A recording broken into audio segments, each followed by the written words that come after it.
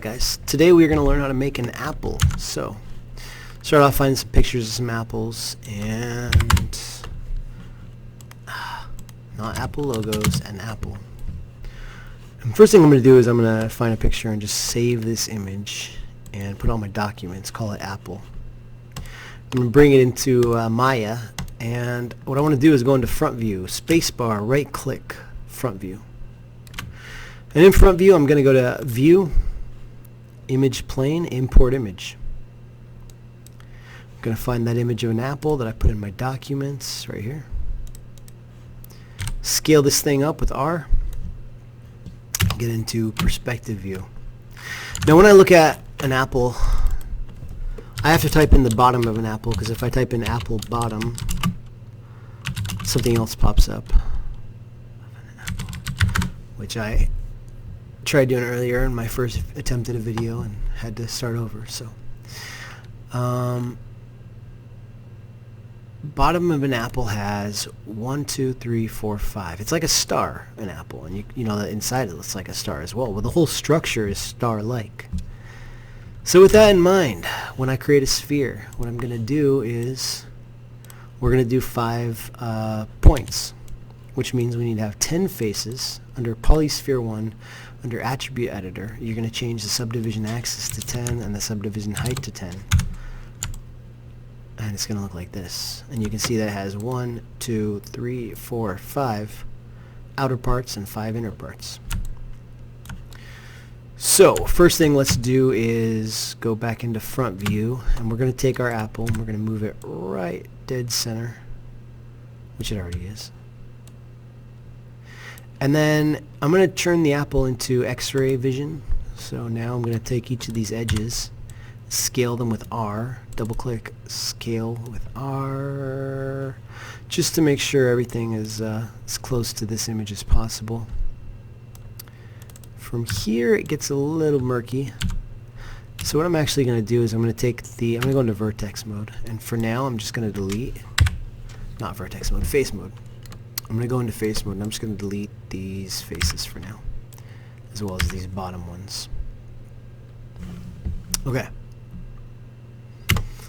Now, we don't really need this apple for now, so I'm going to click on it and hit H to hide it. Let's get out of X-ray view. I'm just going to kind of build up this section right here. It kind of goes like that. I'm doing Control E to extrude. Now, we'll just look at some pictures here. What's happening at an apple top. Okay. Those views aren't very helpful because they're straight down, like something like this. Okay. So, I don't know. Maybe up one. Nah, let's go down. And then it starts to obviously come way down as you get into here. And then I'll just extrude that one more time into itself to do shift right click, merge edges to center. Maybe push that down a little bit. Okay. Now if you hit 3, you can kind of see what's going to happen. And that looks really nice. I'm happy with that. 1 to 3. You can see the difference. Down here at the bottom, if we go back to bottom of an apple, it kind of comes in a little bit more than the top, so I'm actually going to take this edge and pull it in. And I'm going to bring that part, kind of has a lip, and then it kind of comes right in after that.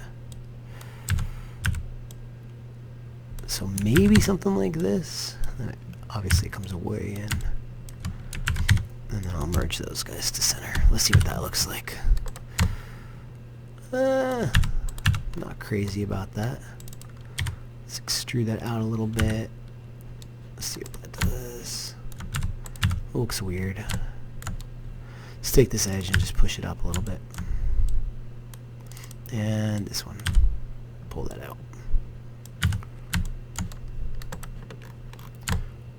Okay, still not big enough.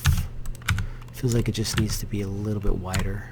So this edge and this edge with shift. I'm just going to extrude them out a little bit more. Take this edge. Let's try that. Oops. 3. And take this edge and just move it up a little.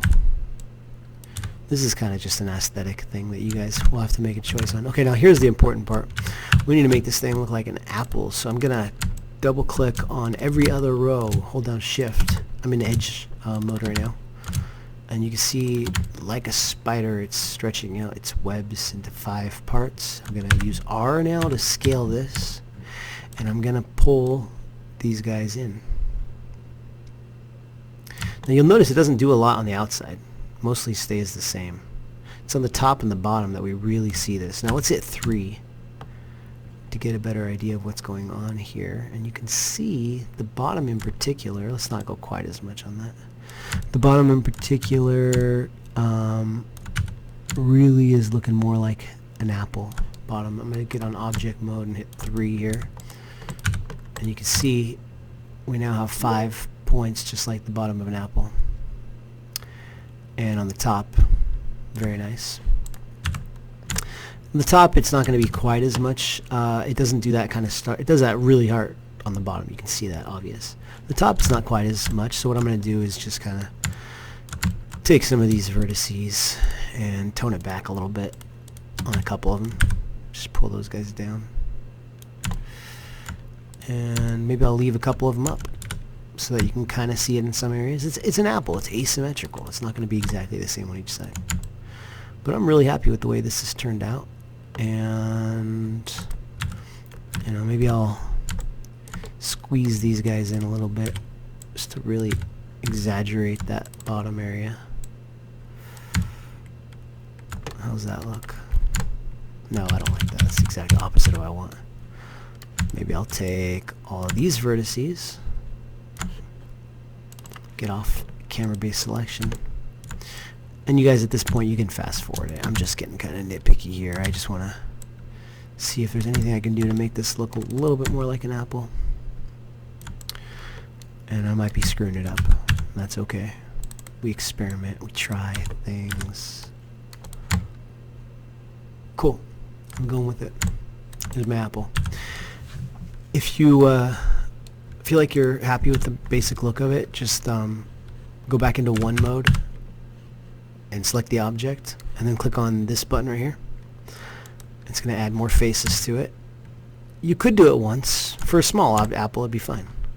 But let's assume that this apple is going to be huge. We're doing a movie or a video game where you're like a worm, so this apple has to be a big star. So we're at 1160 tries. We're going to go up to 4,640 tries, which is way too many for a small little apple, but just fine if it was, you know, a big set piece.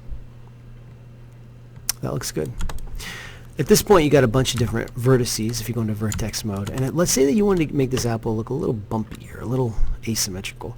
Hold down B, and you can get this soft selection. And what that allows you to do is you can take this area and just kind of squish it in. And instead of just, if I didn't push B, it would just take that one point. But with B, a soft selection, it'll kind of move everything around. So you get this nice asymmetry. So your apple looks a little bit more organic, a little bit more natural. This is, you can do some sculpting this way, just to kind of get it a little bit more the size and shape that you want. Push this guy down a little. See it from all the different angles. Imagine this was clay. This is kind of like working with clay. And I see a little bump over here I don't really want. Let's pull that in. I saw one up here. Oops. Let's go back into object mode and just kind of spin around. Okay. Nice little bumpy apple, a little asymmetrical. I'm digging it. I love it. Okay. Next thing we got to do is we have to UV map this guy. So under UV editor, it looks like this right now. Not going to work.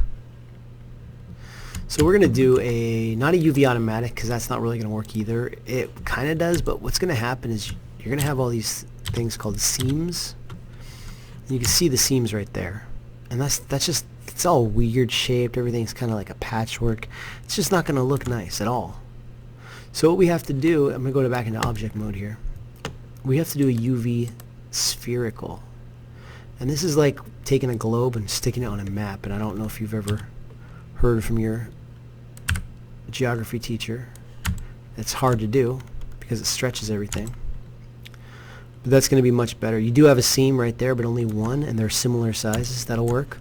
But there's a couple spots that kind of spill off the edge right there, and they look a little distorted as you get to the bottom. So the next thing we're going to do is we're going to unfold this. Shift right click, unfold. Don't just do a, well, actually go ahead, do that. Go right here in the center, unfold. And what just happened now is it's going to do a much better job of just getting everything to be consistent and clean.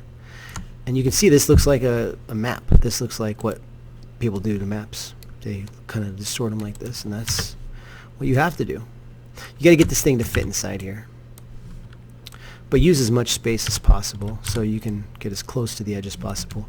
Or you can shift right click layout, and it usually does a pretty good job of doing it for you. Last thing we're going to do is we're going to create a stem for this. So I'm going to use a polygon cylinder, and we're going to pull that up here. And if we look at a picture of an apple, you can see the stem at the top. Looks something like that, or that, or that. I'm not going to worry about a leaf. Let's isolate this sucker for now with that button. Let's get into face mode. Make sure it's a camera-based selection so we can delete these faces. We don't even need those faces because they're hidden, so let's not waste our time with them. I'll delete those for now. And I'll take this, move it up, extrude that guy out. And if I look at an apple, it seems like it gets a little thicker as it goes, so let's go up here. And maybe one more. Rotate that. And then I'm going to extrude this in on itself. Shift right click, merge to center. So we end up with that. And if we hit add faces, smooths it out a little bit. That's fine. Okay. From far away, it's going to look just fine. No worries. And we didn't bother putting faces here. That saves us some poly count. We got to UV map this, UV automatic. I'm not going to worry about this one at all. I do want it to be small though because I got to stick it next to the other one. So for now, I'll just push it off to the side here. Let's unisolate this. Let's take this thing, scale it where it needs to go. A little bigger. Move it. How's that look? A little longer? Okay.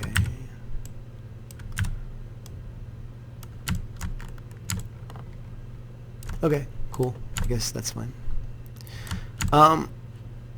And then just make sure these are the same object. Take both objects, shift right click, combine. And then these, if you go to UV shell, you can take these and just push them in here. These guys need to be in there as well. So if we click on this, you should see everything looks fine. It's got to all fit inside the square. That's very important. And you got yourself an apple. Now we're going to make it look beautiful by painting it. I'm already really happy with the way this looks though. So I'm going to go to File, Export, Selection, Static Mesh _ Apple in our documents. Maybe put your name on it so it doesn't look like your partner's apple. And make sure smoothing groups is checked. I did forget to mention, if things look a little wonky, like this, just make sure that you do, on this one, mesh display soften edges. On some objects, like you know, a box, you wouldn't want that to happen, but this is a soft object, not a hard object. So that's how that would look. And is there a gap there? Is that floating? I'm not going to worry about it. Yeah, I think it is. Oh well. Okay, so that's it. Mine might be floating a little. I'm not gonna care. I think we're ready now to go into Substance.